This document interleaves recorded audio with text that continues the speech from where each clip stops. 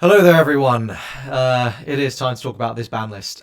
This is live as of about a minute ago, and I just wanted to get my thoughts out to you because this is, I mean, kind of horrendous.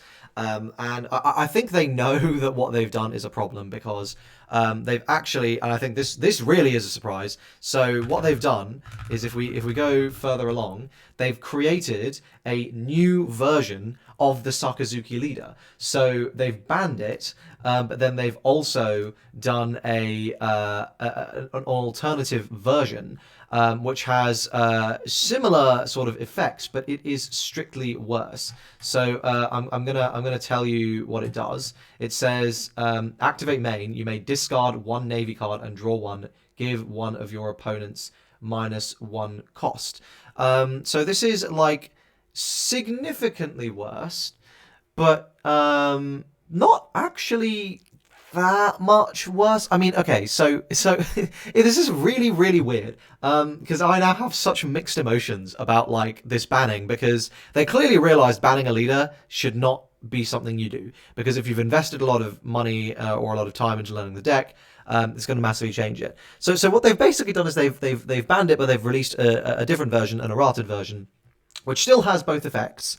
Um, and kind of, I mean, arguably is slightly buffed because you don't have to attack to get the minus power, but you have to discard a navy. So now you have to be very careful about the non-navy cards you're including in your Sakazuki deck, which fine. But or it's an errata. Sorry, is it an errata? I don't know. I think it's an errata. Um, so I'm not 100% sure because this is a promo, but it's also like basically saying I'm not sure if this is basically saying like, oh, you can use your old ones. But okay, let's talk about the ban list. Let's talk about the ban list in isolation, and we'll talk about that promo situation in a moment. Right. So banning Sakazuki, let's just take that firstly. I think this is terrible for several reasons. And honestly, I don't give a shit about like the oh, people have like invested time and money into learning the deck like argument. Like that's a casual focused argument. And the idea of a ban list is largely for competitive play. But you know, it is worth saying that like if you were not able to use those cards elsewhere, you would feel pretty annoyed. For me, the much bigger issue is banning the leader completely overlooks the actual problem in the format. Right, the problem in the format is not that the Sakazuki leader itself is broken. The problem is that black itself is broken. Like the whole color is just completely overtuned. Same with yellow, by the way. If you look at like toppings for '05, '06, and '07, black and yellow are just there. And it's not just Sakazuki, like from the black perspective, okay? Yes, in OP05 it is pretty much just Sakazuki. It's fine, you know, okay, fine. You have like a best deck in the format. That's fine. That always happens. In '06 Sakazuki, probably the best deck, but Moria is really not far behind, like very close. They're pretty much both S tier. Then you got Perona. Later on in the format, you get Black Yellow Luffy, and then you have Enel and Katakuri. That's pretty much the format, right? There's not really that much that comes into it outside of those decks. You can play some other stuff, but like by and large, that is what is winning. So by banning Sakazuki, all you've done is removed a check for like various other decks in the format, but I don't know that there's going to be anything that necessarily is going to massively change it because you have Yamato as well, but Yamato, whilst actually Yamato beat Sakazuki, now there's going to be no Sakazuki, so Yamato's just lost one of its best matchups. So Yamato might become even more unplayable. Moria, as I understand it, beats Yamato. So God knows what's happening with that. Okay, so they've banned Sakazuki, and to clarify, I think this is absolutely like for those reasons I've highlighted, right? Like the meta share aspect, that's awful. As a principal thing, I also don't think you should be banning leaders. I think you should be banning cards within the decks that make the leaders broken because you do. I think the number one worst thing you can do is like just remove these. Like this deck got so much support, right? Like I mean, you know, there's a card that's just not going to get used elsewhere, right? They're just going to rot, and I think that's really poor. On to the other two bans. Great Eruption, fair. I think this is actually fine. I did have this on my bingo card. So my bingo card was absolutely you should ban it, cost Moria. I think that was the only one I thought was really needed. And then after that, if you wanted to give a slap on the wrist to Black in general, you banned Great Eruption because it's extremely generic. And whilst they have printed a strictly better version, in OP07, it's kind of restricted to decks that really are milling, and Sakazuki isn't really one of those decks. So this is like a meaningful hit to that deck, obviously outside of the leader ban. I'm not convinced it's a massive hit to Moria, and I also think largely you can just pivot off of Great Eruption into Ice Age, so a bit of a weird one. I think banning Rejectile is really a W, actually. I think this card is badly designed, really shouldn't have been printed. Yellow should not have been getting access to this level of removal. It's way too good. It's a slap on the wrist that Yellow needed, I think, to just stop it from being quite so dominating. I think, like, you know, the two cards, like, they actually chose to ban are quite reasonable and decent picks. But banning the Sakazuki leader, to me, is just awful. Because to summarize, as a matter of principle, I don't think we should be banning leaders. I think we should be banning pieces in the deck that are oppressive.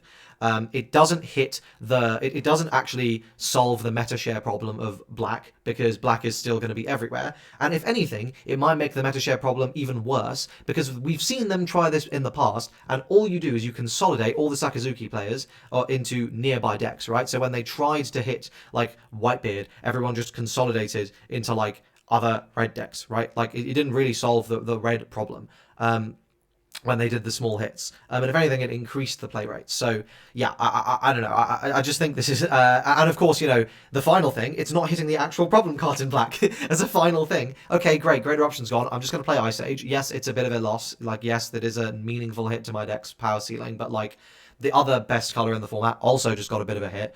And I think losing Greater Option is not as bad as losing Rejectile, so you can just pivot into Ice Age. So yeah, I think this is pretty terrible. I don't have the up-to-date information on what is going on with this Sakazuki leader.